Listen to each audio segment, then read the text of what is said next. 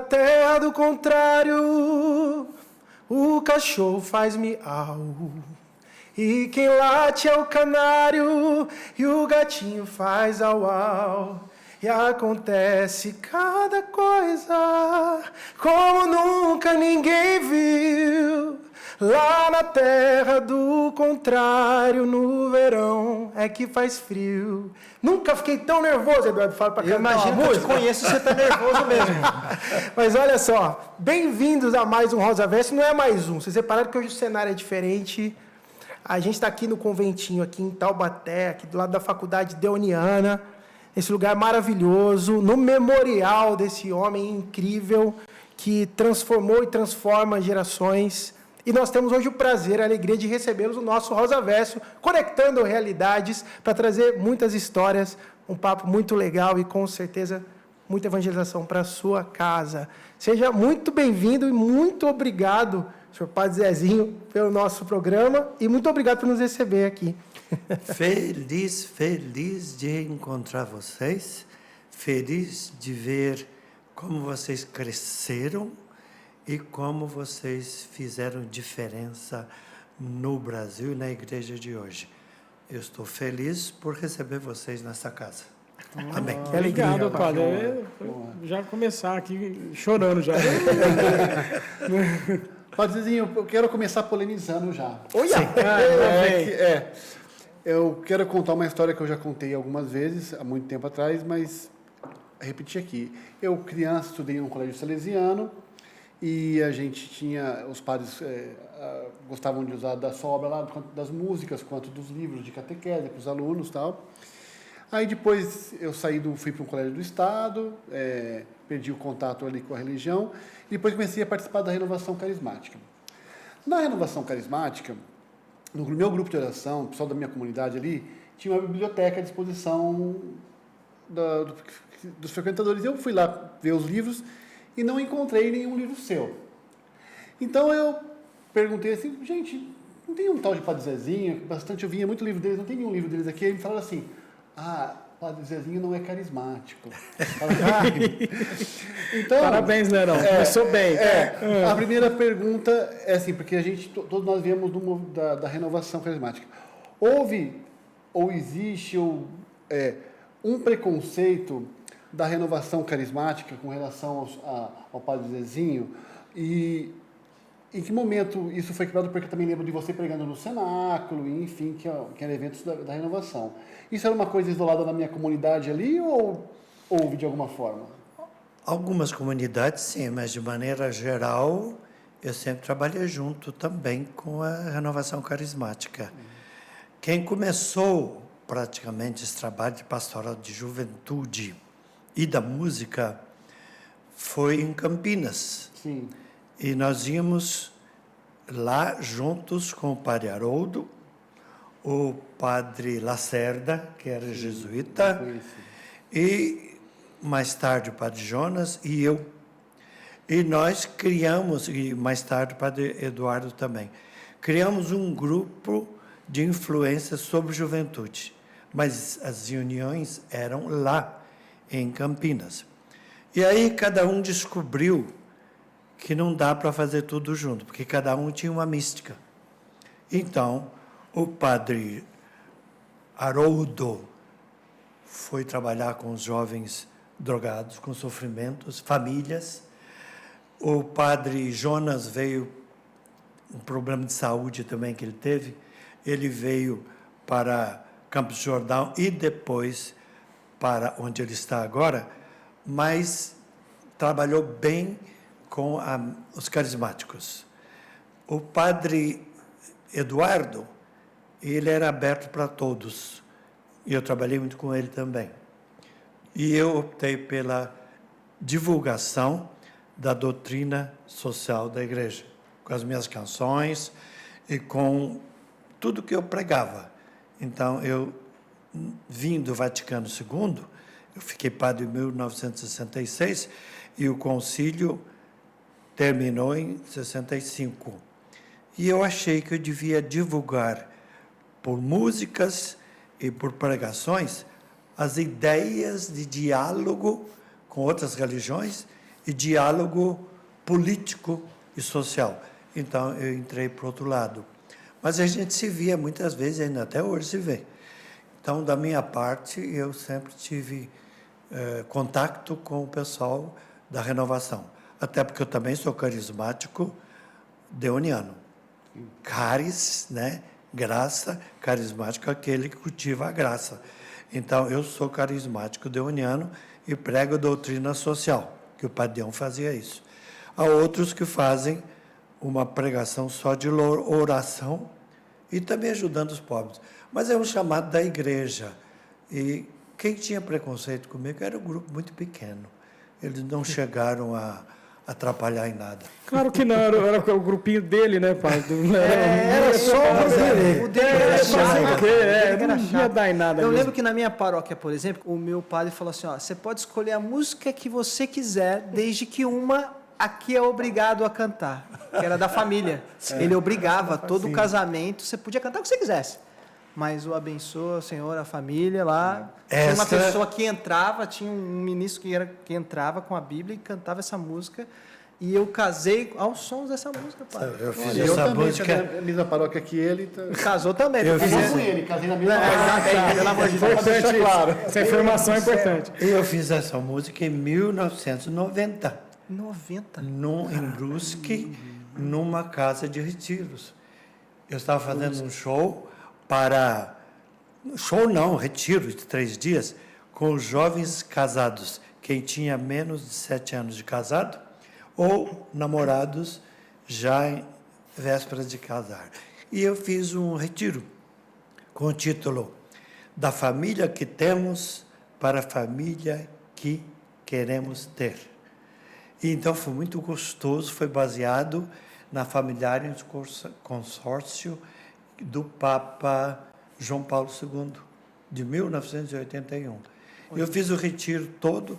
No fim, que saiu no quadro, na verdade, o pessoal anotava, foi a ideia que virou a música, porque começava dizendo assim, não se pode improvisar a música, o casamento, não se deve casar por qualquer impulso. Estava tudo lá, olhei aquilo, quando terminou o retiro, falei, meu Deus, isso dá uma música. E eu comecei, que nenhuma família comece de repente, e pronto, virou a música naquela noite. No outro dia, quando eles vieram para limpar o lugar todo, e era no dos jovens de igreja, né? E a maioria deles ainda atua fortemente. Aí ele disse, padre, que música gostosa, padre, que bonita. Aí começamos a cantar, pegou, trouxe para as Paulinas, 2 meses depois estava gravado. É um Olha, clássico, classicaço. Clássico. E, cara, é uma alegria pra gente quando a gente ama a música, escuta a história por trás da música, é um arrepio Bacana. danado. Gente, façam ideias do Papa João Paulo II. Tudo aí. Uma encíclica. Coisa linda. Padre, Vai, aproveitar você. para perguntar, poxa, o senhor tem uma obra gigantesca, até estava falando com o Frei Mário agora há pouco, Aqui. que ainda não, aqui não está tudo ainda, né? Falou que ainda para trazer. Só um parênteses, Capaz de Bruno. não... É mais de 100 discos? A última vez que eu vi que é. uma biografia do senhor estava em 90 e cacetada. Tem 107. A menina sabe mais. Jesus. 120. Ela sabe mais do que eu. 120 álbuns. Secretária. Vocês acharam que vocês 120. gravaram o disco, hein? Deus, hein? 12.200. E canções, ela disse que são 3.000, né? Que juntadas. Olha, eu vou falar pra você, tem um cantorzinho aí que ninguém conhece, que deve estar com inveja, um tal de Roberto Carlos. Não deve ter feito 120 Não deve ter discos. feito isso, não. Uma vez eu ouvi, ele e Erasmo tinham 600 canções juntos. Mas disco não tem 120. Não tem. Não vai dar, né? Mas a qualidade é boa. Mas, padre, a pergunta A gente é Fala mal do muito... Roberto Carlos. Não tô falando, só tô falando que não é assim 120 fazia a pergunta, discos. vocês estão A brigando entre gente o é padre. muito amigo. Tô falando que Ele é bom de amigo. Por isso que minha vida não vai para frente. Meu amigo é Eduardo. A gente é muito amigo. Mas eu jamais falaria mal do Roberto. Padre, Estou falando quão grande é a obra dele, que é um dos maiores compositores do Brasil. Porque o Roberto Carlos não consegue ter um número de obras tão grande quanto o padre. Mas a pergunta é justamente, padre, assim, de tudo, é difícil, claro, mas assim, de tudo que o senhor gravou, lógico que eu não vou perguntar o mais importante, porque não existe isso, né? Mas tem algum trabalho em específico que o senhor tem um carinho, assim, diferente, que o senhor guarda alguma coisa diferenciada de toda a sua obra, assim? As canções que eu fiz de Maria chegaram muito longe. Maria de Nazaré. Pois é. E mais de 15 músicas de Nossa Senhora deram certo. O pessoal canta até hoje. Depois das canções de Jesus Cristo, sobre o sofrimento do povo, foram longe também. E dessas é difícil dizer qual é a mais procurada, porque atingia muita gente, o povo ainda canta até hoje. Um certo dia, aquilo pegou, né? Então, é difícil dizer qual é, mas eu diria que das 1.700 músicas gravadas até hoje, cerca de 280 ou 300 estão por aí, cantados. Deu certo, deram certo. As outras estão de arquivo, mas a maioria usa no Brasil inteiro. Padre, o senhor foi o primeiro na música católica a acrescentar guitarra e bateria, que isso muito me importa, nas gravações. Como é que foi isso? O senhor gostava, achava que ficou bom? Eu falei, vou pôr, vamos ver o que vai dar. Na verdade, eu, como eu disse, trabalhava com os salesianos. E os salesianos lá em São Paulo, eles tinham uma banda muito boa, tocavam bem. E eu percebi que as músicas que eu tocava em São Judas faltavam com os instrumentos. E eu não podia fazer mais do que isso, porque em São Judas não tínhamos capacidade de fazê-lo. Então, muitas vezes, eu compus muitas músicas que depois eles tocaram lá no liceu, e com instrumentos de todos os tipos. Eu comecei a compor ali. Tinha maestros que faziam arranjos também para os salesianos. E as paulinas, então, chamaram grupos de crianças e de músicos. E deu certo, porque uma turma que fazia esses arranjos também era formados pelos salesianos. E por isso a minha amizade com eles. E depois com as paulinas, porque começamos a trabalhar juntos no começo. Aí depois os salesianos criaram o seu próprio grupo, fizeram bem de fazer isso, porque para a igreja foi bom. E criaram sua própria televisão. Isso foi muito bom para a igreja, porque hoje temos 7 canais de televisão no Brasil, espalhados, 4 deles são dos salesianos. Isso foi muito bom. E também as bandas, etc., quem espalhou muito foram também da Renovação Carismática. O padre Júnior era salesiano, né? Sim, por isso. Eu trabalhava com ele. Ah, tá. E estávamos sempre juntos. Mas eu tinha um caminho e ele outro. E a gente se respeitou muito, né? Eu brincava com ele, dizendo assim, você vai por aqui, eu vou por aqui. Mas de vez em quando estava junto. Eu tenho um carinho muito grande por ele. E, padre, tinha muita resistência da igreja no começo dos fiéis por conta desses instrumentos? Tinha. Assim como a gente fala do rock, né, hoje, né, que também Tinha. passou Não, por mas uma... bateria na missa é uma novidade, né? Tinha. Mas, como eu disse, bateria era coisa dos salesianos. Depois que eu levei para minha casa, para São Judas. Os salesianos já tinham bateria. Já tinham. Nossa. E também, inclusive, Sopro, instrumentos de trompetes, sopro. tudo isso era... Mas eles devia ser faziam. uma baita banda. E nós nunca fizemos tudo isso lá em São Judas. Mas mais tarde, para gravar, sim, aí eu tive outro grupo. E um grupo que ajudava muito era o pessoal vindo dos salesianos. Portanto, eram educadores e eles valorizavam muito a música. E muitos desses passaram para trabalhar comigo. Começa que o sanfoneiro, que faz arranjos meus e que está andando pelo mundo inteiro, ele era salesiano. Ele era aluno salesiano. A amizade veio dali. E todos os padres cantores salesianos deixaram muita coisa boa, como também agora os padres redentoristas Eles deram um super show, uma coisa mais perfeita que se podia imaginar, um show em Aparecida por 15 salesianos, redentoristas. Cantores de primeira, produção impecável, para mostrar que eles também sabem fazer isso em Aparecida. Que bom. E isso é bom para a igreja. Com certeza. Onde aparecer isso, um trabalho bem feito, deve ser divulgado. Aliás, eu vou buscar, daqui a uns dias, a cópia para mostrar aqui em casa para os outros, para as pessoas vejam como se pode produzir um programa. Eles têm uma TV, né? Exatamente. E gente de primeira. Padre, você estava falando no começo, o senhor foi ordenado em que ano? 1966. Então, o senhor entrou para o seminário? Foi aqui. Eu comecei lá em Lavras, depois Corupá, Santa Catarina, Brusque, e depois eu fui para os Estados Unidos. E lá eu estudei pedagogia, teologia, e lá também foi introduzido a música dos negros, espetacular. E eu ia lá para assistir, participar, e depois a música country. E lá mexeu muito comigo. Eu disse, eu vou fazer música nessa linha.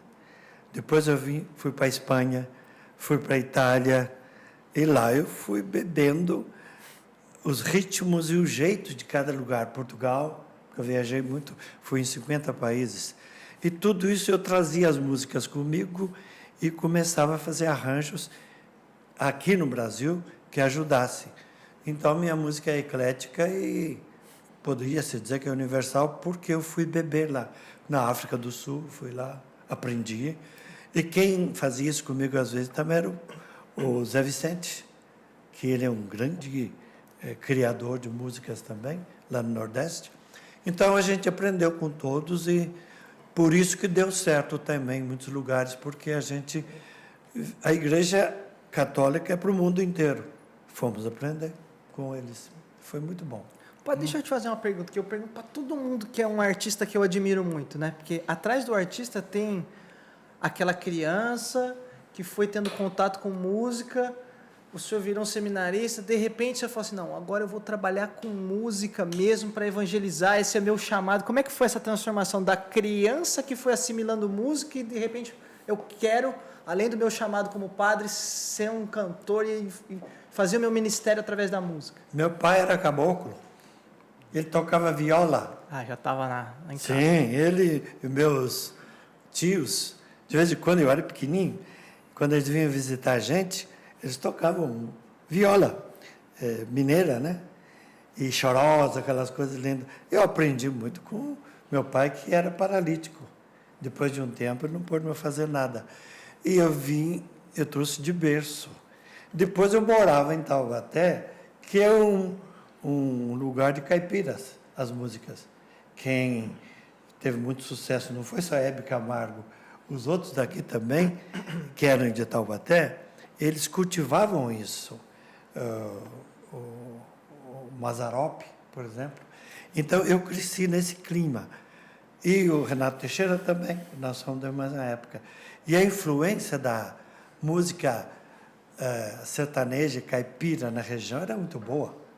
E eu depois continuei e fui juntando tudo isso. E usava muito instrumentos, sanfona, viola, pandeiro e algum instrumento que pudesse fazer. Depois as paulinas acrescentaram mais, os bons maestros que eu tive, deu certo. Então, a raiz é de meu pai, que sempre cantava bem. Eu fiz muita música inspirada do meu pai. Teve uma que a minha mãe pediu quando meu pai já tinha morrido, e um dia minha mãe disse assim, eu me chamava de Zezé. Ô Zezé, por que você não fez uma música para o seu pai? Eu disse, mãe, é uma boa ideia, reza por mim. E quando eu fui para a Alemanha, eu pensando que minha mãe pedia. E aí eu disse, vou fazer uma música que nem o meu tio Terto e o meu tio e o meu pai fazia. Aí eu comecei a lembrar a voz do meu pai, que era meio ronquinha também.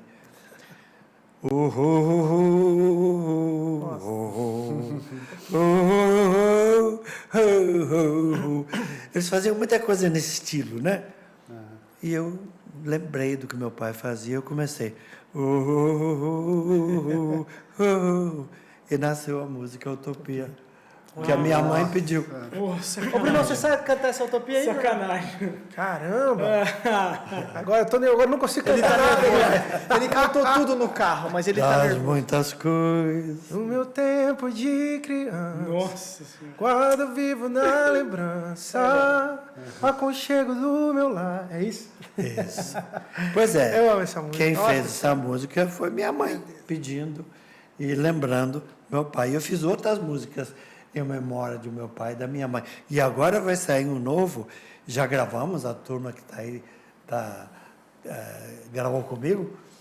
Eu fiz uma música, o Rosário da minha mãe. Uma música lembrando os rosários de minha mãe, e ficou muito bem feita. Vamos lançar provavelmente em junho ou julho. Ah, pô, Homem não sua para, mãe, né? Ô, padre, solta um trechinho aí da música, né, pô? Só um trechinho. Sua Ele mãe não está aqui não para cantar comigo? Ei, Manda ele vir aqui. manda amigo, manda uma amigo. galera aqui, O ó. rosário da minha mãe, Ó, que há muito tempo eu guardei. olha o corte, olha o corte. Que minha Exclusivo. mãe dedilhava, a minha mãe, né, rezar o texto, e que eu também dedilhei. E aí continua a coisa, né? Eles que gravaram Padre comigo. Zezinho, sua mãe era muito religiosa. Muito, muito. Devota do Sagrado Coração de Jesus. Acordávamos às 5 da manhã e eu ia com ela para o conventinho, que agora não existe mais, é isso aqui, e eu ajudava 2 missas da minha mãe, e depois eu ficava lá para mais uma missa. E eu tomava café com o irmão Norato, que já morreu, e a minha mãe, ela era costureira, ela ia para lá. E depois de um tempo, minha mãe começou a ser também cozinheira. Então, estava lá. E eu acho que foi lá que nasceu o meu desejo de ser padre. É isso que eu ia perguntar. Vivendo Você aquilo. acha que, então, a fé da sua mãe foi uma das grandes Foi. fundadoras da sua vocação? Foi, sem dúvida nenhuma. E ela rezava por mim, e depois, várias vezes, as mulheres da região também rezavam. Era uma coisa muito boa. E todas as músicas que nós fazíamos, mais tarde, eram para lembrar essa experiência, né? Que o conventinho é uma fonte de vocações e de canções. A maioria dos que passaram por aqui cantavam bem.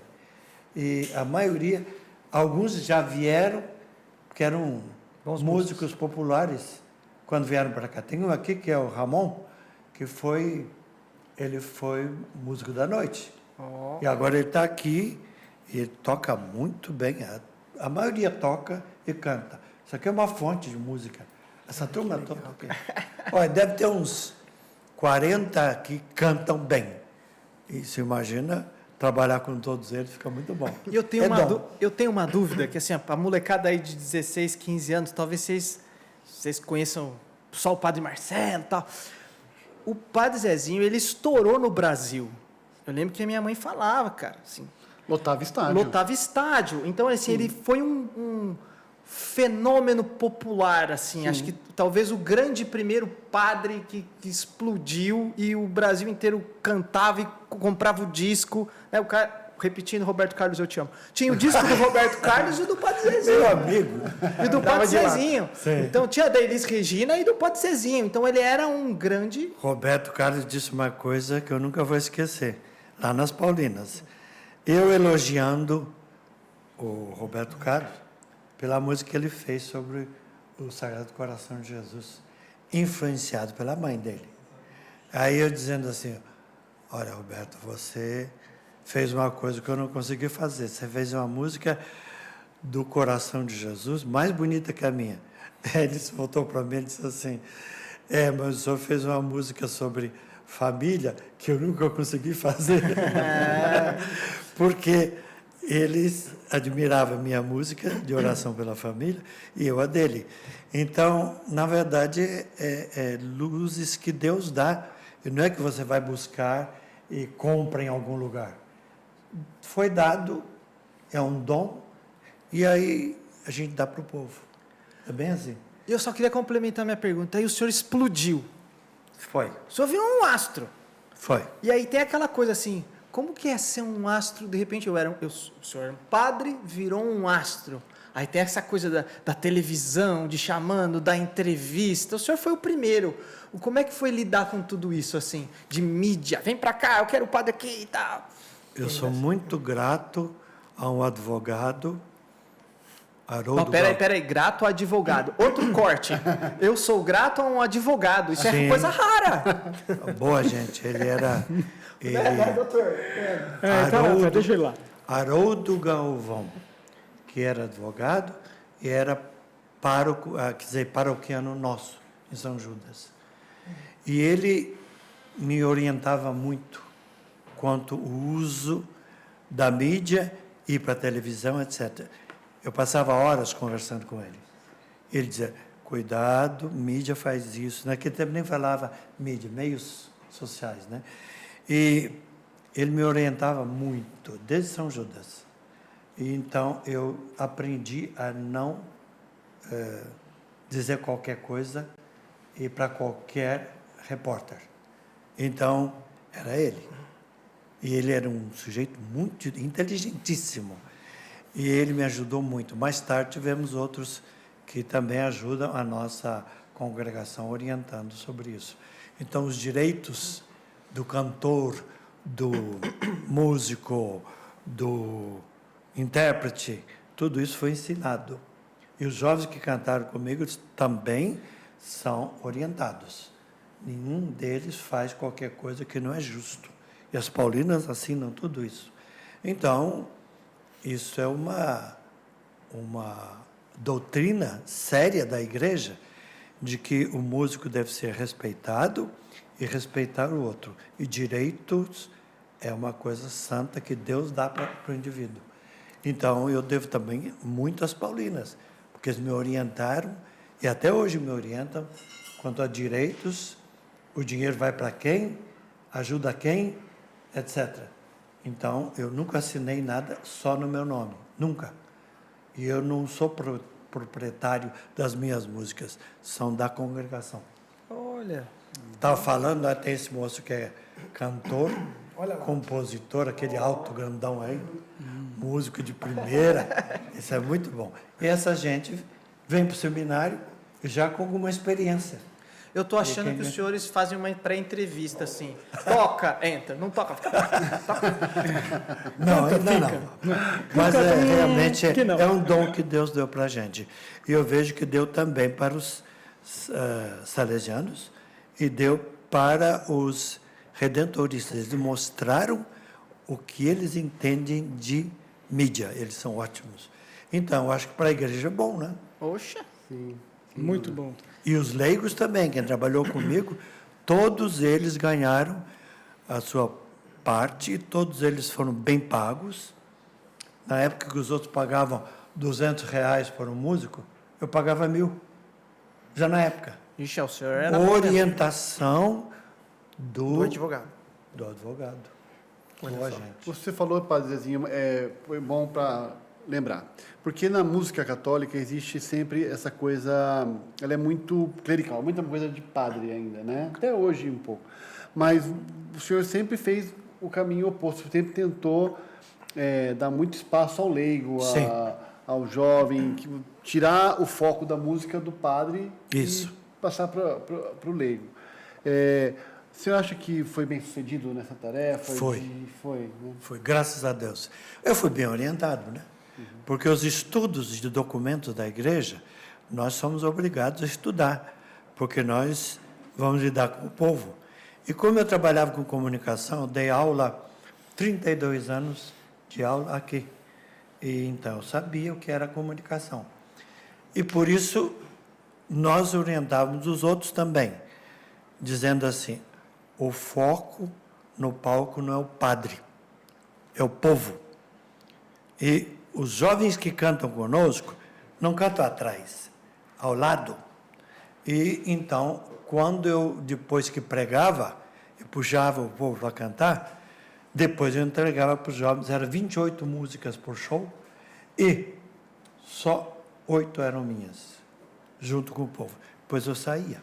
Esse Eu é no pregava. show do Padre Zezinho, Sim. esse jovem tinha esse protagonismo. Eles. A igreja pediu isso. O jovem devia ser. O Joãozinho faz isso também. Então, eu saía para o holofote mostrar os leigos, os jovens. Porque os artistas são vocês, não eu. Padre não é para ser artista. Padre é pregador. Então, eu não deixava que o holofote ficasse em cima de mim, mas meus jovens. Tanto que todo mundo sabe quem é que canta comigo. Ir ao povo, cantores de Deus. Cantores de Deus, muito Tinha tempo, nome, né? se tem nome até hoje, todos eles. Porque eu os colocava em primeiro lugar. Todos que cantavam comigo. E eu estava no meio, mas eu era o padre, eu era o pregador.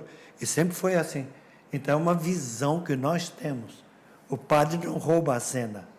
Ele já tem que chegar. Se tiver uma no altar, ele já aparece. Mas os jovens também têm que aparecer. E essa é a ideia. O leigo foi chamado para pregar e também para cantar. E se ele é artista, ele merece um lugar de destaque. E bem pago. E os evangélicos pagam muito melhor os seus músicos do que os católicos, infelizmente. Isso devia ser mudado.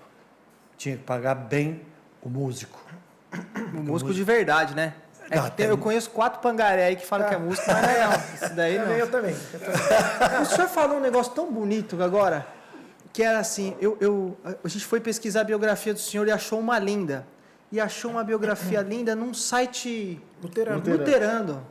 Eu falei, que coisa linda. Eu muito amigo. Um site luterano falando do padre, mas assim, só coisas lindas do senhor. Mas eu tenho grandes amigos luteranos. Mas que coisa boa essa de poder já dialogar. Muito, O senhor acredita que isso é só pela mensagem ou a música ajuda também? Eu acho que o contato, além disso, do que você canta, do que você escreve, é o contato.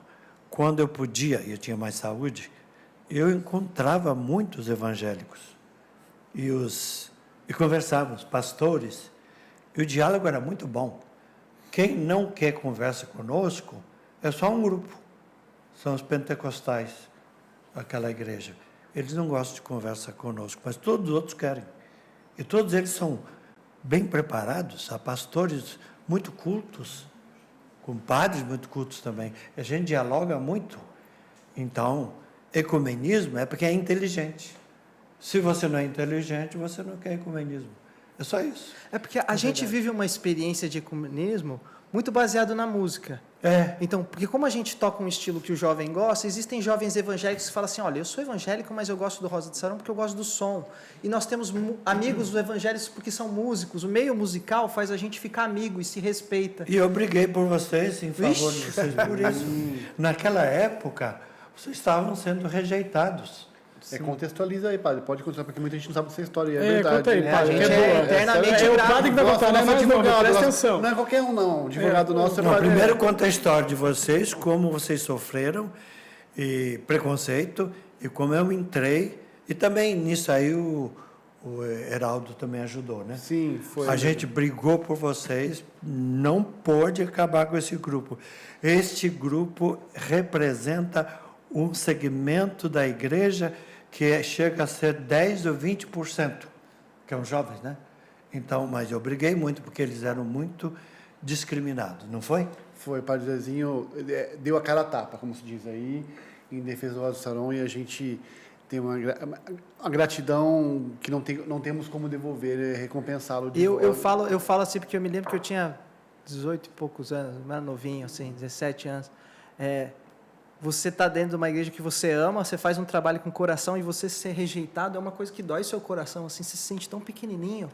E você fica pequenininho, falando, nossa... E diziam coisas muito ruins Aí, de repente, vocês. quando chega a carta de uma pessoa como o senhor, tão grande, que foi tão deu uma cara a tapa por gente tão pequena, o senhor não sabe o quanto eu me senti igreja ali. Mas Bem eles, orgulhoso estavam, mesmo. mas eles estavam dizendo que a música de vocês era do demônio.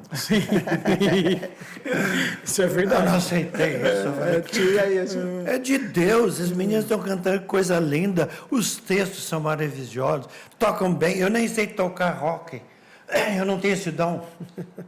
E Acho eles que o senhor tocam toca bem. mais de 3 acordes, então, se o senhor só soubesse. Mas vocês fizeram muito mais. Então, eu dizer, não pode fazer isso.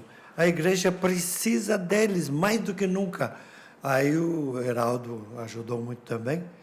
E dali por diante, eu acho que o pessoal parou de dizer que você era do demônio. Toma a carteirada do padre Zezinho, o que mais é? Tem aquela tapa aí. Né? Aproveitando isso, o senhor, obviamente, vivenciou e viu vários cenários diferentes, né, da música cristã católica. E como o senhor enxerga hoje esse cenário? O senhor enxerga esse cenário saturado de ideias? Como o senhor enxerga? Porque a gente fala muito hoje de worship, né? O pessoal fala muito de oração, de coisas mais até próximas do que os pentecostais fazem dentro da igreja, né? Com muitas comunidades.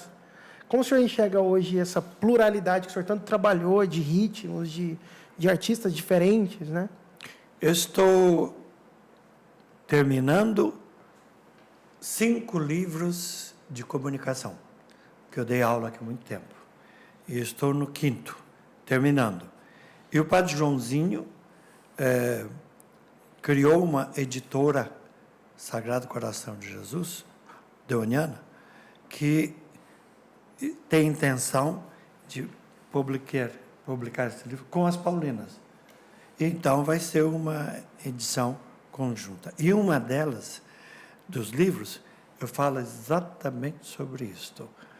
O fato de que houve uma fase em que a música era de harmônio e baseado em Frei Pedro Sinzig e Lehmann, que eram padres alemães.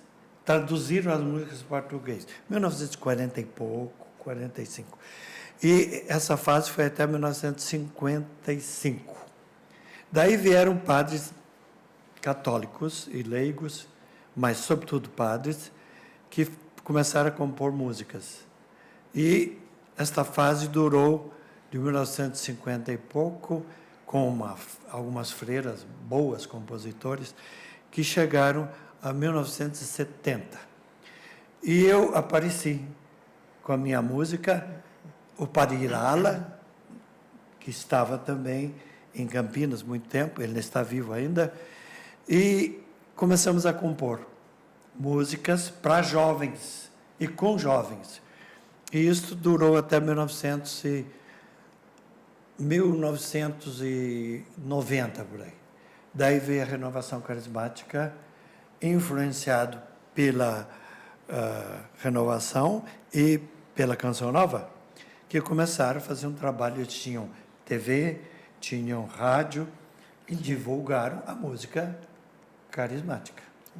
E nós perdemos. Quem fazia música de catequese perdeu o espaço. E eles ganharam, porque eles estavam em tudo que é rádio. E o que toca nas igrejas hoje ainda é a influência dos carismáticos, do trabalho do padre Jonas. Tudo bem, é a graça de Deus.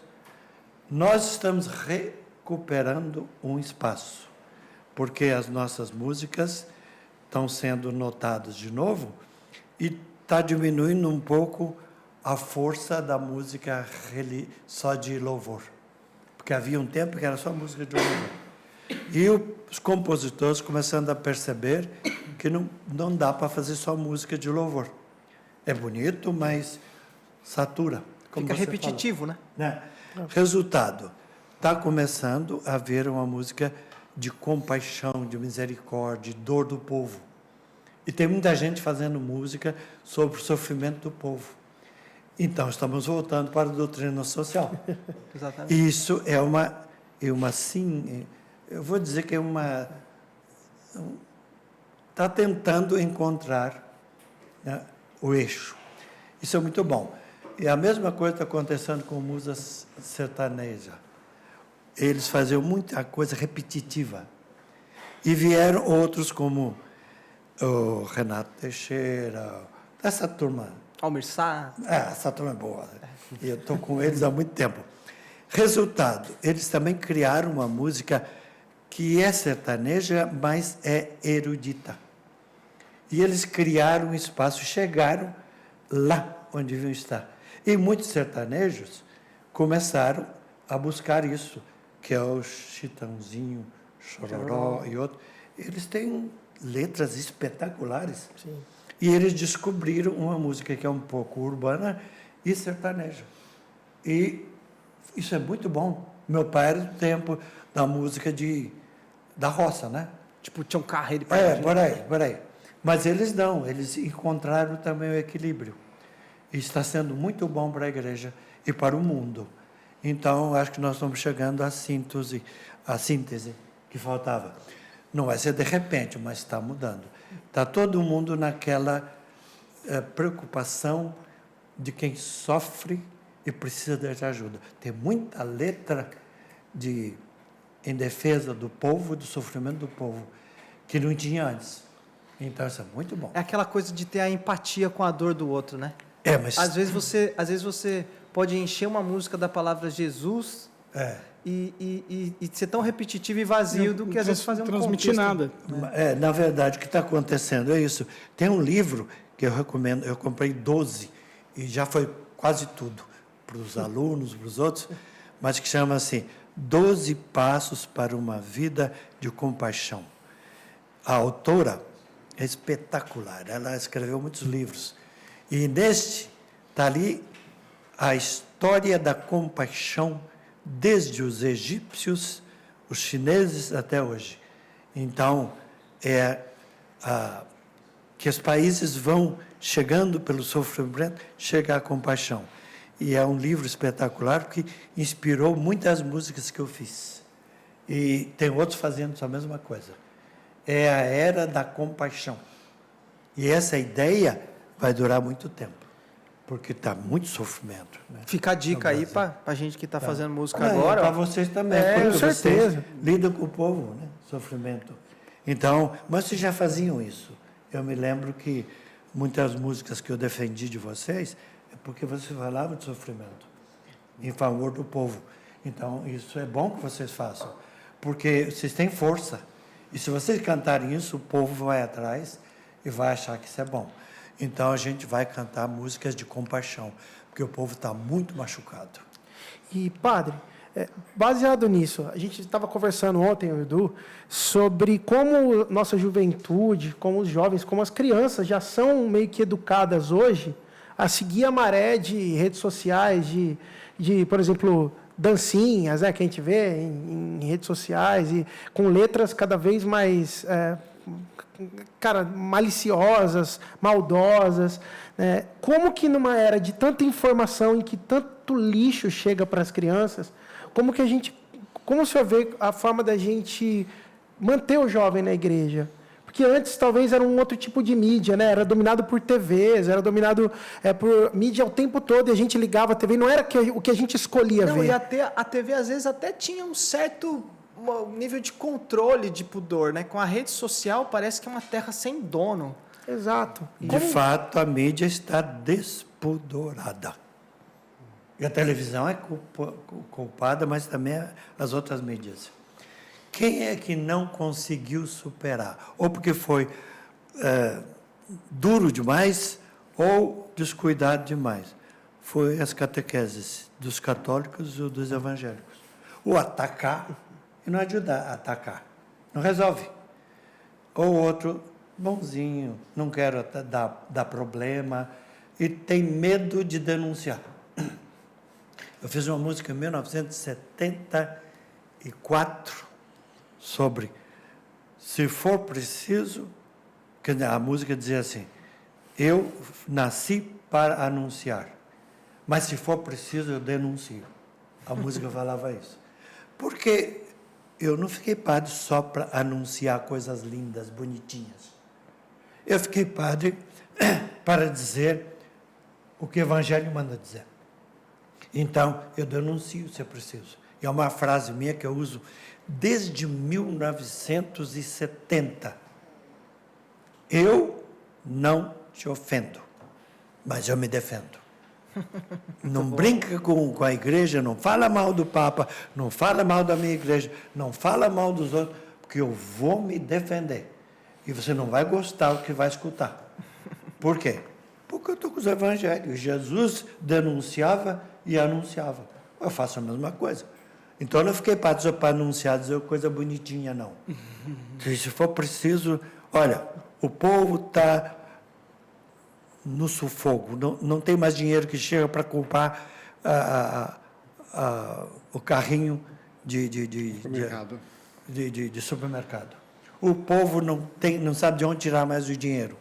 E está cada dia mais caro, mais caro. Tem que fazer música sobre isso. Tem que o povo sentir. Nas igrejas, Senhor, não deixa, não está dando mais. Né? Não deixes que eu me canse, meu Senhor. Eu fiz essa música em 1974.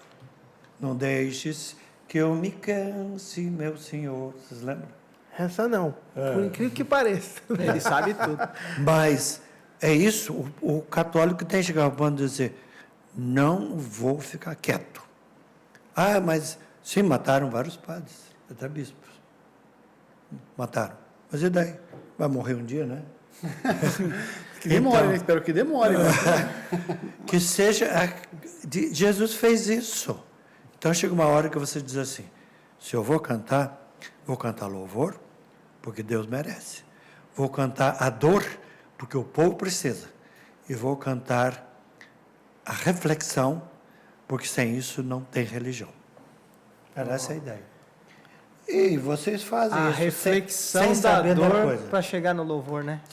Mas vocês fazem isso sem perceber. Não, por isso que eu gosto de vocês. Né? Então, o senhor acha que para competir com essa quantidade absurda de poluição sonora, visual que a gente tem, passa por uma reforma grande de temas mesmo? Então, De pensamento. pensamento. O povo lê pouco. E a leitura faz a diferença.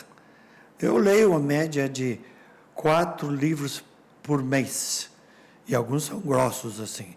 E rabisco tudo que eu posso, porque foi a leitura que me fez uma pessoa culta, além da faculdade. E eu dei aula há muito tempo, então não dá para viver e pregar sem ler. Se você não é analfabeto, então você tem que ler, né? A ideia de ler é muito importante para quem quer ser pessoa culta. Agora, não tem que ler 4 livros por mês. Poucos têm essa vocação. Mas ter um livro que realmente mexe com você, dizer assim, isto eu vou assimilar. E depois, a igreja pregou isso no Vaticano. A igreja diz nessa encíclica sobre a terra que poucos fizeram. Eu vou fazer música sobre isso. O Papa acabou de fazer um trabalho sobre isso, em defesa da terra. Pois olha, que coisa linda para vocês comporem música sobre isso.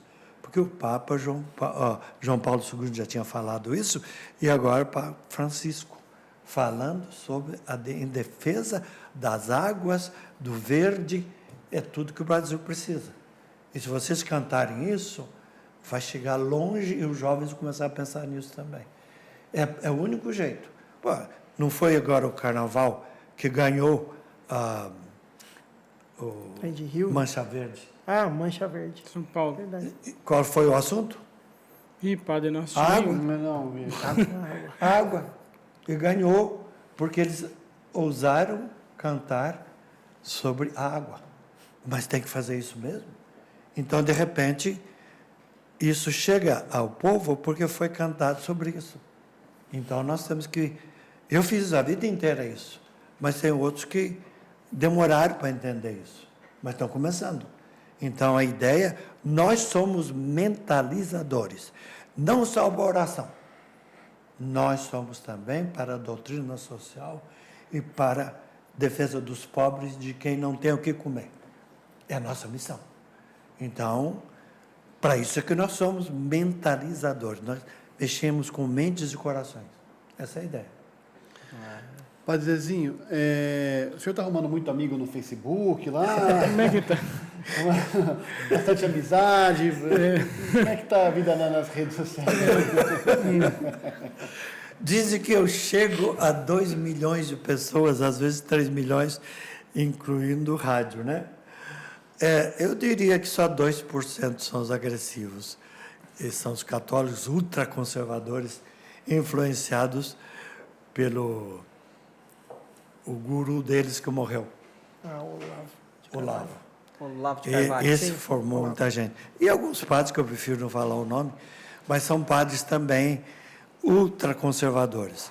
Mas eles não são 2% daqueles que me atacam. A maioria quer catequese. E eles defendem a gente. Então, eu acho que o que aconteceu é que a gente mentalizou e um grande número de católicos voltou para a catequese por causa desses debates. E o debate é coisa boa, bem feito.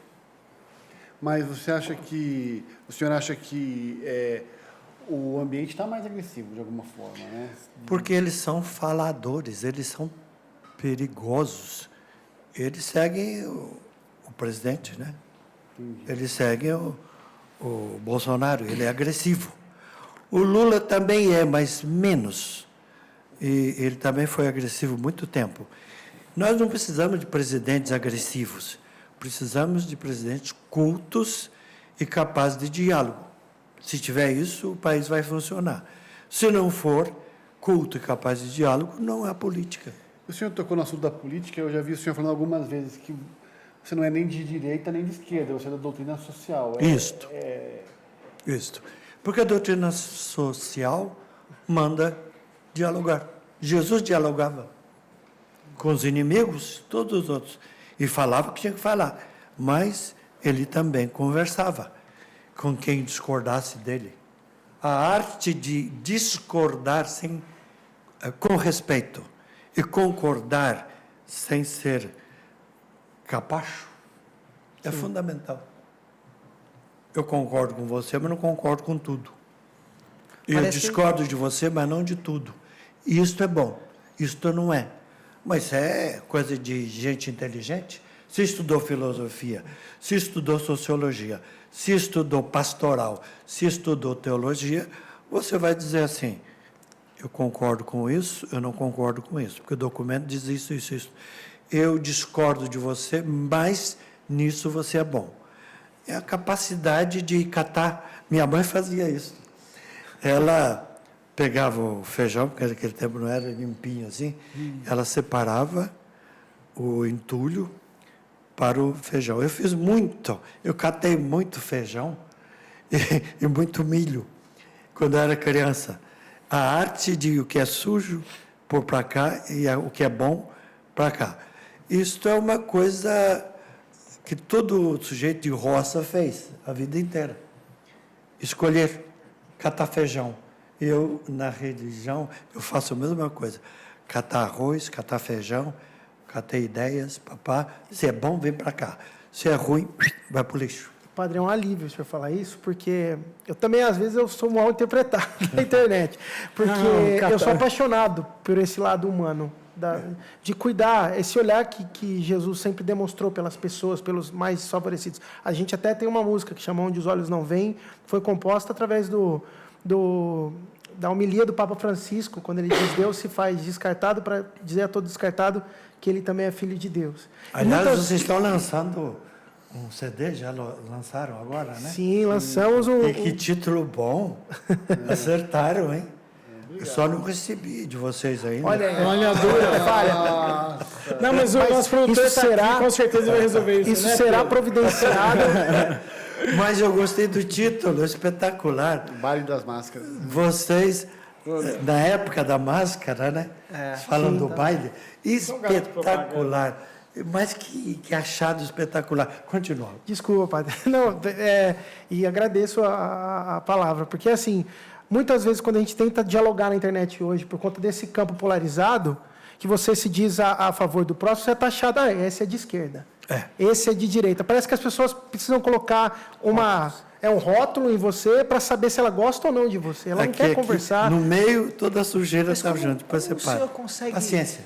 Porque o senhor é um formador de opinião, o senhor é um líder. Como que o senhor... Qual é o discurso que o senhor usa para que as pessoas tenham esse discernimento do catar feijão? Assim, porque quando a gente fala, ninguém ouve, dá pancada. Mas eu tenho certeza que com a sua sensibilidade e experiência, o senhor tem a chave de chegar no coração assim e falar, olha... Pedagogia. Pedagogia. Até porque nós temos uma sequência na missa, que é feita no dia do Espírito Santo, que fala dos 7 dons. E um deles é exatamente sabedoria, discernimento. A gente pede a Deus não só a graça do amor, mas que a gente seja capaz de ter os outros dons. E um dos dons é discernir. Está certo? Não está. Está errado? Está errado. Isso pode, isso não pode. Isto, tudo bem, é neutro. A gente escolhe. É aquilo que eu falo, que é catar feijão, né? Então, paciência, mas vai chegar. No fim, você vai ter um monte que é só de feijão e um que é só de sujeira e você vai para o lixo.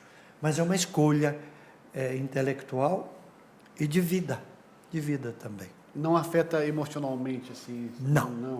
Não, porque eu sei que vou ser atacado, às vezes, e vou ser elogiado por outros. Então, o elogio, muito obrigado. O ataque, eu digo, está certo, você está certo. Vai com em Deus. parte. Aí, quando ele ofende, eu disse, você deu a sua opinião, será respeitado. Eu faço isso muito. Tem uma frase na que fala internet. assim, Você deu sua opinião, o será veneno só respeitado. faz mal para quem bebe ele, né? Não, eu digo, isso eu uso muito na internet. Sua opinião foi dada, será respeitado. Próximo. Aliás, padre, ó, agora a gente não tem mais essa falha que a gente teria, né? A gente está aqui entregando para o senhor. Sabe quem vai guardar isso aí, né? Secretária. Olha lá. Manda mais, então, Pedro. Que tem, ó, Não, nós vamos distribuir. Segundo o Padre Zezinho, Nós vamos aqui no distribuir pro conventinho, tem um povo. monte de gente que gosta Manda para os fratres também. Manda. É mesmo? Quero ver esse povo cantando a música. Manda uns 20, tá bom? Tá Ou 10. Uns 10, tá bom. Tá dentro. Fechou. Mas eu gostei demais da proposta. Eu escutei, acho que só uma das canções. Aí eu falei, eu quero ouvir tudo mais tarde. Rosa de Sarão. Ô padre, sim, tem uma coisa que eu sempre tive uma grande curiosidade quando eu via a biografia do João Paulo II e sabia que ele era um papa que tinha um espírito de artista, né? Ele era artista. ator, né? Ele foi ator. Então, isso provavelmente ele deve ter trazido isso com ele. E aí, como o senhor vivenciou várias épocas, assim, o senhor acha que o João Paulo II foi um cara que ajudou nessa coisa a arte cristã, ela é antiguíssima, mas dessa coisa de vamos, através da arte, chegar no coração das pessoas e evangelizar? Você acha que... Ele fez isso e fez muito bem feito. Por incrível que pareça, também, o Bento XVI também trabalhava com teatro. Então, muitos deles. E o nosso Francisco, ele tinha amizade muito grande com músicos e artistas. E não tinha... Tem que ser. Não tem escolha. Você não tem escolha. A Argentina é um berço de artistas. A Argentina tem grandes músicos. E ele estava lá. E ele acentuava isso. Tem que ser assim mesmo. E você pode fazer isso. Quanto mais cargo você tem, mais você faz isso. E, sem dúvida, o Papa São João Paulo, ele fez uma coisa linda. Ele tem 14 encíclicas. 7 são sociais e 7 são de espiritualidade. Tá certo. Ele escreveu uma carta aos artistas, não Sim. escreveu? O senhor lembra direito, mais ou menos? Eu lembro que ele falava para os artistas se inspirarem cada vez mais, não necessariamente falar só sobre a fé, mas sobre os valores, sobre as dores. O senhor está falando aqui. Não teve uma carta assim? Eu aprendi isso com ele. Na época, certo, é assim mesmo. Mas o Francisco também faz a mesma coisa. No dia da comunicação, uma vez por ano. Isso é ótimo também. Porque nós temos que valorizar o artista, o músico, todo mundo é artista. Um com o dedo, outro com a voz, outros. Nós somos chamados a fazer arte e o belo, porque a arte vem do belo. O feio não é arte. Tem algo de bom em tudo, e se você souber fazer isso. Agora, sujo é outra coisa. A sujeira mental, isso não é arte. Então, essas piadas de músicos que toda hora tem que usar palavrão, isso não é arte. A arte é fazer rir sem ser chulo. E temos, padre, também em todo o seu acervo, muitas obras infantis, né? Sim. Até a gente brincou aqui no começo com a Terra do Contrário, e toda a minha comunidade, eu sou de uma comunidade lá de Araraquara, chama Paróquia Santa Ângela de Médici. E lá todos os teatros, tudo que tinha por arte era conhecido através da tua obra. E não estou fazendo demagogia aqui, não. Falei com os meninos desde sempre. Até por isso que eu enchi o saco da Gabi para a gente conseguir estar aqui hoje. Mas foi longe, foi longe. Na verdade, essa é uma ideia também do Vaticano. Naquela época, fazer música para criança. E também da pastoral infantil. E eu fiz 6 CDs para músicas de crianças, mas só 4 foram gravadas. Tem 2 outras que estão prontas, as paulinas vão lançar, bem cômicas, mas a gente esperou a época, e agora vamos lançar aos poucos. Estão trabalhando nisso. Então, é preciso fazer música que a criança ri e aprende. Mas eu posso testemunhar isso na minha casa. Eu tenho uma criança de 6 anos. Pois é. Eu chegava para ela e falava assim, vamos rezar à noite. Não, papai, não quero rezar. Eu não sabia nem por que ela não queria. Só que quando ela começou a ouvir as músicas, para criança, cara, aí você fala assim, não, isso aqui é música de Jesus. E começava a cantar. E parece que um universo se abriu na cabeça dela, de aceitação da espiritualidade, de Deus. Uma chave deu. Essa coisa da poesia, da delicadeza. É muito evangelizadora, padre. Eu sou testemunha viva porque eu tenho uma criança na minha casa que foi transformada por causa da música infantil cristã. E você sabe que é mais caro fazer uma música para criança do que para adulto. Olha só. Nós buscávamos maestros que sabiam fazer músicas diferentes, com instrumentos diferentes, por causa da criança. Imagina. E eles são bons mesmo nisso também. A gente, lá na Terra do Contrário, as músicas, os sons eram onomatopeicos, né? E são maestros especiais para isso. Quase que efeitos sonoros, né? Alguns efeitos sonoros. Tudo. Até o da jiboia mesmo, né? Tudo. E gasta com instrumentos difíceis e que não está no teclado. E o sujeito vinha e cobrava mais caro. Mas fazia muito bom. Aproveitando para perguntar, Fagote, padre. por exemplo. Fagote faz rir muito, mas pouca gente toca fagote. E eu sempre tive a explicação por terceiros. Se o senhor puder explicar para quem está em casa essa questão da Terra do Contrário, qual que é a inspiração? Na verdade, aquilo era um jeito que eu fazia em São Judas, eu morava lá, para colégios em que havia muita criança. E eu comecei a fazer música para chegar àquelas crianças. Porque haviam 14 colégios que eu atendia e havia muitas crianças. E eu queria fazer música para chegar lá, porque as catequistas que aprendiam iam cantar lá também. Então, músicas como O Trenzinho, Comilão, Na Terra do Contrário, A jiboia. A jiboia, e o que é do telhado, não sei o quê, e o pudim, o telhado ali dentro. Tudo isso. É para criança, mas as catequistas iam ensinar. E com isso a gente ganhava muita criança entre nós. E foi um jeito também de fazer a criança cantar. Depois eu fiz uma música, um CD inteirinho, só de espiritualidade para criança.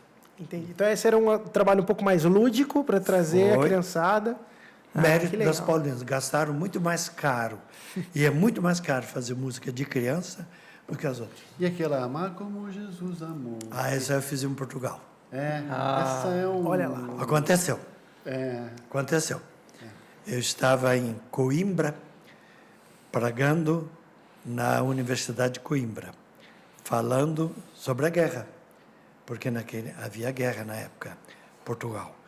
E eu, conversando, né, sobre isso, depois da palestra, veio uma criança loirinha, olhinho verdinho, e queria uma entrevista, porque as professores tinham dito que queria uma entrevista com o senhor padre.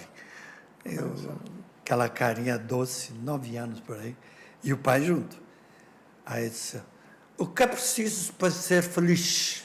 E eu disse, então tu faz o seguinte, eu disse para ele, falando como ela, tu tens que amar como Jesus, tens que pensar como Jesus, tu tens que cantar como Jesus, tu tens que sentir como Jesus, então estarás feliz.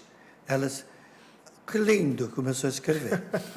E o pai ali. Aí o Essa pai era a foi lá, tarefa roubou o escolar. papelzinho dela e fez a Me dá seu caderninho. Olha só, o Lerão, pai- feliz com isso, O cara. pai se encantou.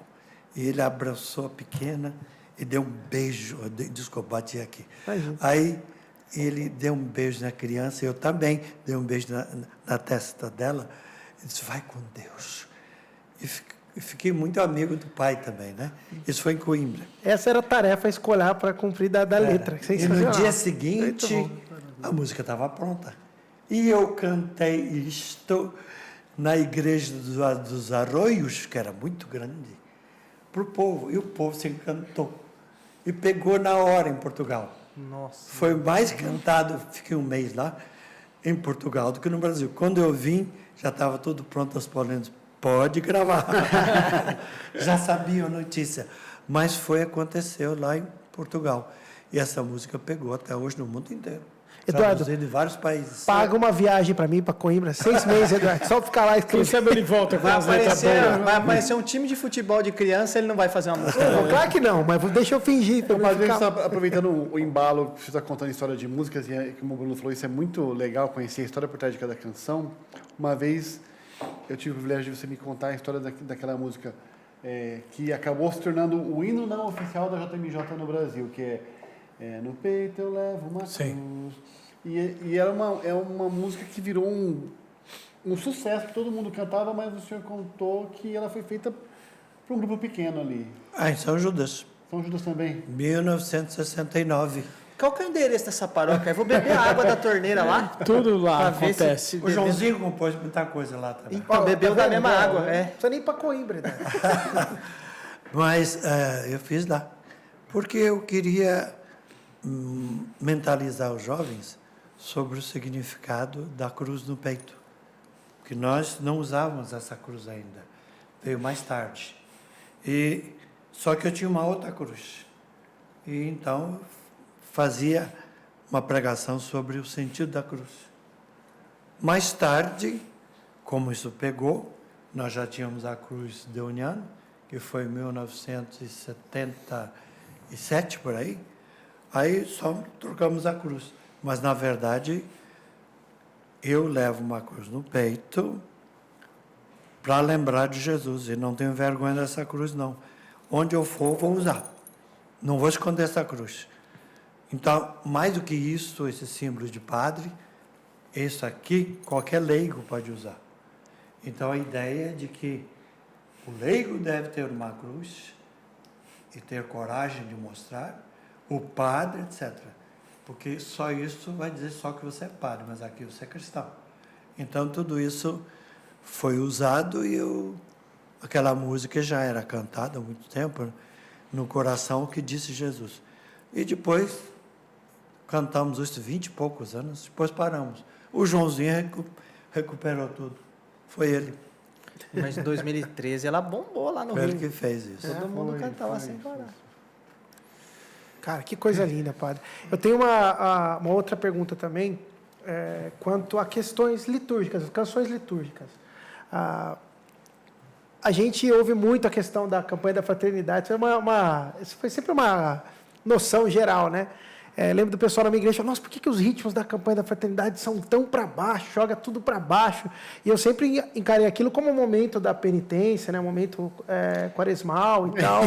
Só para sofrer, né? Mas porque tem muita música, exatamente, que traz um pouco de sofrimento até nos ritmos, né? Traz ritmos nordestinos, de muito sofrimento, até no lance instrumental.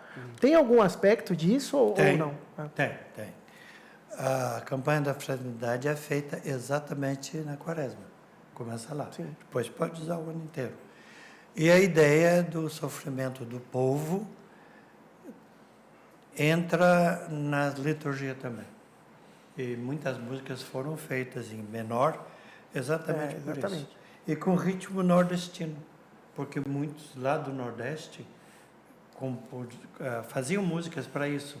E no Sul, o pessoal do Sul, de Rio Grande, compunha, mas as músicas deles não chegavam lá. Era mais a de influência de pobreza. E os compositores faziam coisa muito boa. Então, é dentro dessa linha. Eu mesmo, quando fiz música para a campanha, eu falava uma música tentava fazer em menor. Exatamente porque ajuda para fazer a música de sofrimento. Mais sofrido. Quando eu quero fazer uma música sobre sofrimento, eu faço um arranjo que lembra o sofrimento. Mas é por isso que o povo entende isso. Sim. Padrezinho, me ocorreu agora aqui também outra coisa. Como que José Fernandes se tornou o Zezinho? De onde virou isso que popularizou essa forma talvez mais carinhosa, do diminutivo aí de padre, carinhosa de padre mesmo, José né? Fernandes virou o padre Zezinho? Como aconteceu isso? Aí não foi obra minha, não. Eu era padre José Fernandes. Quando voltei dos Estados Unidos, eu era padre José Fernandes.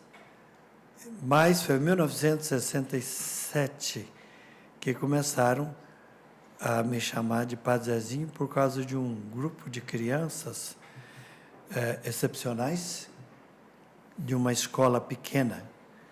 E eu ia lá com o meu guardapó, todo sujo, já preparado, branquinho, para brincar com as crianças. E eu rolava na areia com as crianças. E as crianças começaram a dizer assim, Padre Zezinho, Padre Zezinho, Padre Zezinho. As médicas, quer dizer, as professoras percebiam isso e depois passaram a me chamar de Padre Zezinho, porque depois eu tirava o guarda-pó, elas limpavam, etc. Eu punha para voltar para São Judas e lá eu punha batina no começo e depois eu tinha também o safari. Eu usava muito safari. O que é safari? É aquela roupa africana de explorador que usavam. Uma capa. Eu usava muito isso. Tinha uma branca, uma verde, uma amarela e uma azul. E o pessoal dava de presente para mim. Nunca comprei nada disso. Fica a dica, hein? As lojas davam. Fica a dica, porque é agora em junho, né, padre? Não, eles eram... Então, para mim era bom, porque o cardeal, na época, concordou, do Agnello, ele disse, não precisa usar guarda-pó, você pode usar... bati de novo. Você poderia usar só manga curta ou longa, se você quiser, mas safari. E aí você usa essa cruz. Pronto. Foi o cardeal Agnello. E Dom Paulo concordou comigo. Ele disse assim, não vá de batina. O jovem não aceita isso. E não aceitava mesmo. Na minha região, não. Então, eu ia... E deu certo. Eu comecei a fazer isso nos encontros de jovens, etc. E com isso ficou esse conceito. É a cruz que caracterizava o meu trabalho entre os jovens. E eu sabia lidar com aqueles jovens, mas tinha sempre os bagunceiros, né? Não, mas o senhor sabia, né? Porque eu não me canso de olhar. O senhor era galã, hein, padre? Olha a foto, o senhor era bonitão. Eu Pode era. falar do Era passado. não, padre, o senhor é bonito Olha ainda. lá, ó. Eu era. Isso aí abre porta com a juventude também, não abre? Eu sei porque eu sou ajuda. feio, fecha muito. Então imagina que O pra quem paralelo é bem, bonito, bem abre. traçado. É verdade. Se isso Não, vale, não. o outro vai. Não, isso tinha. É verdade. Isso, quem vai trabalhar na mídia, aparecer, se ele tiver presença agradável, ajuda também. Mas não é 100% não. Não, com Porque certeza. Tem uma aquele cara, que não é é tão isso que bonita, tem uma- que não é tão bonito, mas vai longe, agrada. É o discurso. Sem dúvida. É o jeito de lidar com o jovem. Aí não é só bonito, não. Aí entra outra coisa também. Mas é um elogio, porque eu tô vendo as fotos aqui da capa dos seus discos aqui, pá. Ó. Eu tinha que me defender. E não das existia moças. Photoshop, Mas né? tem uma Fala, jaquetona existia bonita. Photoshop. Vem história boa. Pode falar, padre. Então, das Eu moças, tinha né? que me defender das moças mais atrevidas. Mas as outras respeitavam muito a Olha gente. Então, e elas brigavam entre elas. Ele é padre, não faz isso. Eu dizia assim, isso mesmo, não faz nada. Tem as defensoras, né? Eu brincava. Mas era no começo. Depois o pessoal percebeu que o trabalho era sério. Um grupo que eu tinha lá praticamente 200 jovens trabalhando comigo em São Judas. Havia época que chegava a 700. Mais tarde, quem fez isso foi o padre Marcelo, que ele atingia muita gente também. E aí, cada padre E também veio... através da música, né? cada um do seu jeito, né? Eu acho que cada um usou o talento que tinha, o rosto que tinha. Agora, o conteúdo, a igreja quer e exige de cada padre. E se o padre não tiver um bom conteúdo, ele não dura muito tempo, não. O povo começa a criticar. O povo quer sermão e pregação que mexe com o sentimento da pessoa e com a vida do povo. Isso é fundamental. Porque era natural, o povo é um povo simples, né? Aí lotava estádio, daquele estádio lotado tinha 100 mil gente... pessoas, 150 mil. É muita eu gente. Eu cantei muito, 6 vezes para a irmã Dulce, grande amiga que ela era. Meu grupo ia lá e ela sabia o nome de todos os meninos, porque ela era muito esperta, assim. A gente ajudou na Bahia, Dom Helder, eu fiz 3 shows para Dom Helder, Dom Pelé, Dom Paulo. Eu fiz muitos shows a pedido dos bispos. E a gente fazia exatamente para, no estádio, reunir o povo, e o bispo estava no meio do povo. Os bispos entenderam, está atingindo a multidão. Fiz em Belo Horizonte, e depois outros padres começaram a fazer isso, e deu certo também. Mas no começo, os primeiros foram eu e o padre Nereu. E o senhor tem alguma história maluca? Porque assim, quando a gente está falando com 150 mil pessoas ali, Chegou. vamos lá, tem 100 mil pessoas que tá ali por causa da sua oração, mas tem 50 mil que tá doidão ali, que tá ali, que é tipo, que é celebridade, que o senhor virou um fenômeno. Tem alguma história maluca de alguém que quis correr atrás do senhor, sei lá, uma coisa maluca? Houve. Houve, não houve? Mas eu te falei, eu tenho um advogado que era muito amigo, ele orientava Ele muito. orientou a não falar nada. Ele inclusive hoje. orientava muito. Não, ele era muito bom. Deus o tem em bom lugar. E o Haroldo me ajudou muito a ter uma postura no palco. Mas, padre, agora você entrou na questão do advogado novamente, aí eu vou perguntar, porque venda de disco, venda de muito disco, venda de muitos livros, muitas apresentações, isso gira uma indústria que gera... Em torno da sua marca, né? Vamos dizer Em assim. cima da sua marca, Você exatamente. vira uma marca. Que movimenta dinheiro, né? Como o senhor aprendeu a lidar com isso, de que forma, e também se alguém te ajudou, e organizar isso para que não atrapalhe a vocação, o chamado de padre, com essa coisa Sim. preferencial aos pobres da igreja. Eu fui bem orientado. Nunca assinei nada no meu nome, só. Era sempre Doravante, proprietária, Congregação dos Padres do Coração de Jesus. Músicas do Padre Zezinho, e aí todo o dinheiro ia direto para a congregação. Não vinha no meu nome. Até hoje. Até hoje. Tudo que cai, congregação. E o dinheiro está aqui, nessas obras aqui, que a congregação ajudou a construir tudo isso. Boa parte, né? O outro veio da Europa. E também muitas coisas que nós ganhávamos e que vinham, não passavam por mim.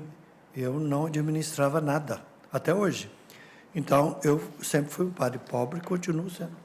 Tem um quartinho bom aqui em cima e um estúdio ali. Mas também não precisa mais do que isso, não. O senhor é rico de amigos, que eu sei. Ah, graças a Deus. Roberto Carlos, Renato Teixeira. Vamos citar uns nomes assim que... Não. Ah, vai. Eu sou curioso. Amigos que com certeza estão assistindo e estão convidados para estar aqui, viu, Roberto Carlos? A gente arruma um tempinho para vocês aqui também. Não, Muito bom. De fato, foi muita gente. E a gente sempre foi amigo exatamente porque eles me admiravam pelo fato de que eu não posava de artista. Ele é padre. Eles diziam, ele é padre. E realmente eu nunca quis parecer padre artista. Nunca. O senhor fala assim que eu não sou um padre artista, mas eu posso me ousar a dizer que o senhor é um artista que é padre. Tá bem, Fácil, isso hein? dá para fazer. O senhor tem uma alma de artista, padre Zezinho? Tem. Não tem como, a gente vê não Mas vou nem falar das obras, a gente vê no olhar. Mas eu vi isso também em outros padres e outros lugares, foi bom. Aprendi com todos eles. Então, desde que o padre não seja convencido, eu sou o cara, dá para trabalhar com ele. A partir do momento que ele partilha com outros, com músicos, etc., ele está fazendo uma coisa boa. Eu sentei muitas vezes na Itália, em Portugal, com padres cantores, foi lindo. E aqui também. Muitas vezes eu fiz shows com padres cantores em Aparecida. Ninguém era mais do que o outro. Foi muito bem feito e o povo viu isso. Agora, quando o padre começa a aparecer mais, o povo percebe também. Então, a capacidade de trabalhar junto. Promove aquele, chama atenção aquele, ele é tal e tal. Isso é muito bom. E promover a igreja... E jovem é a mesma coisa, né? Quando você põe, por exemplo, eu não vejo vocês muito, mas eu sempre apoio vocês. E eu faço isso com o Cantor de Deus, com o Ir ao Povo, e todos os outros que passaram pela minha vida, foram 12 grupos de jovens. E todos eles, um valorizava o outro, sempre. Eu não deixava competição entre eles.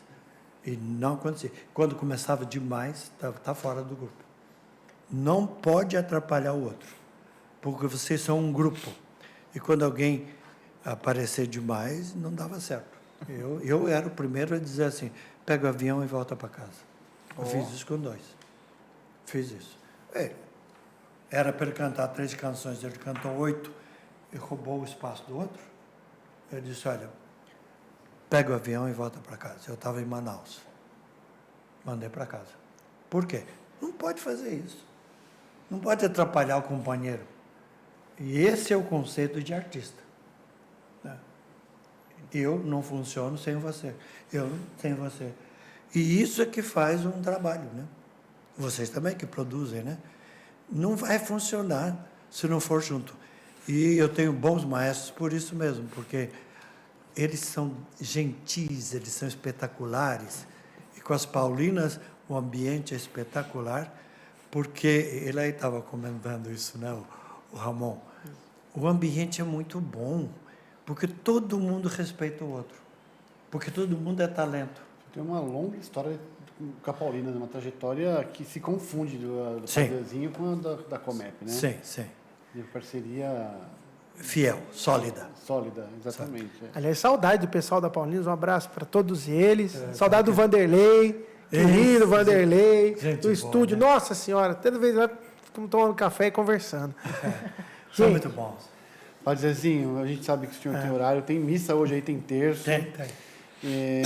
A gente queria...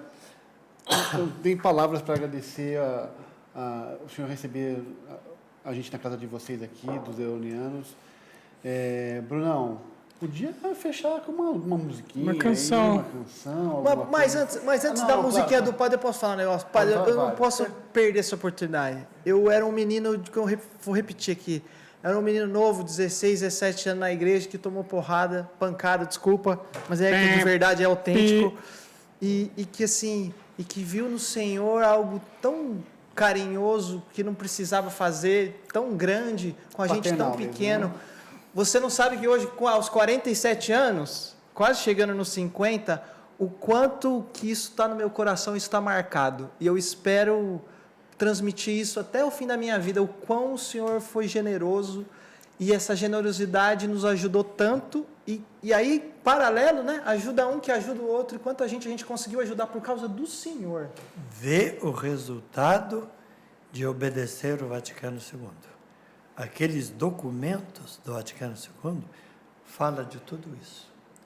Valorizar o leigo, valorizar quem tem talento e colocar isso a serviço da igreja. E dos documentos que eu uso muito é o Gaudium et Spes, as alegrias e as esperanças do mundo. Espetacular. Lá ensina como cuidar de quem sofre, do pobre, e fazer uma política justa. E é baseado nisso que eu tenho escrito sempre, feito isso. Tem alguém com violão aí? Chegou, pai. Chegou. E tem um cara lá que toca demais também. Ah, nova, é verdade. A gente queria ouvir a nova música do Padre em primeira mão. A gente não é bobo? O que vai rolar então, Brunão? Então, antes disso, a gente queria dizer que, cara, na verdade, o que falta, Lerão, eu acho, é a gente gravar um rock com o Padre Zezinho. Tem que fazer Tá isso. feito desafio aqui. Eu dou para vocês o rock que eu fiz, Ó. e que resultou muito, eu falo com as Paulinas, eu deixo fazer aquele Moisés não tinha um navio. Já é tá? bem rock de primeira. Olha aí. Já tá engatilhado. Tá gravado, hein, padre? Arrumando os contratos. Vou ligar para a aí. irmã Verônica agora, só um minutinho, viu, gente? Continua aí. Moisés é o melhor rock que eu fiz vários rocks, mas o que mais pegou foi esse. Vocês vão adorar. Então pronto. Bom, vamos tentar fazer esse trechinho aqui, ó. Essa música é linda. Eu lembro que a primeira vez que eu vi ela, eu estava na minha catequese, Eduardo. E acho que ela resume bastante esse veio social, esse olhar pelo próximo. E gostaria muito de cantar ela aqui. Vou colar a letra, cara. Tá? Não. Um lar onde os pais ainda se amam e os filhos ainda vivem como irmãos. E venha quem vier, encontre abrigo, e todos têm direito ao mesmo pão,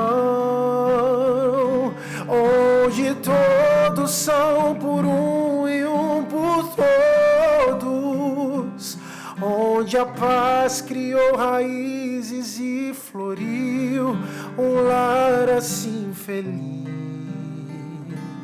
Seja o sonho das famílias do Brasil. Isso aí. Tem 4 estrofes. Foi muito bom. Amo essa música. Foi bom estar com vocês. Que coisa Obrigado, boa. padre. Fazia tempo que nós tínhamos que fazer isso, né? Fazia, tava na Foi hora muito já. gostoso, né? E não conhecia o novo Bruno. Eles me acharam num site anunciante. Mano. É Mercado LX. Livre. Se eu virar uma bicicleta velha, eu vim junto. Não, foi muito bom, eu gostei demais. E de vez em quando venham aqui, vamos fazer alguma coisa junto de vez em quando. Vai ser um Tomar um café prazer. pelo menos, né? Ó, pois é, vamos tomar um cafezinho? Ah, lógico. Gente, Deus abençoe vocês. Continuem iluminados e iluminadores, perdoados e perdoadores, para que vocês sejam evangelizados e evangelizadores. Em nome do Pai, do Filho e do Espírito Santo. Amém. Amém. Eu não tenho nem o que falar depois, só muito obrigado pela audiência de vocês, muito obrigado por estarmos juntos. A gente se vê na próxima semana com mais um Rosa Verso, que vai ter que se superar para superar isso aqui, Eduardo. Não teve jeito. Muito obrigado, boa noite. Valeu, galera. Valeu.